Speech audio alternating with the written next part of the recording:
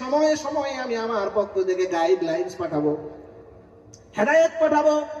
যদি তুমি তোমার সন্তানেরা যদি আমাকে আমার গাইডলাইন্সকে যদি ফলো করে, ফামান তাবিআ হুদায়া, তারা যদি আমার হেদায়েতকে ফলো করে, আমার গাইডলাইন্সকে যদি অনুসরণ করে, ফালা খাউফুন আলাইহিম ওয়ালা হুম ইয়াহজানুন, তাদের জন্য দুনিয়াতেও কোনো চিন্তা থাকবে না, কোনো ভয় থাকবে না, আর কিয়ামতের দিনও কোনো ভয় থাকবে না।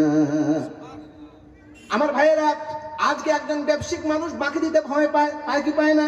যে আমি টাকাটা বাকি দিলে ফেরত পাবো কি পাবো না? কেন পায়? কারণ মানুষ আমরা আল্লাহর হেদায়েতকে ছেড়ে দিয়েছি।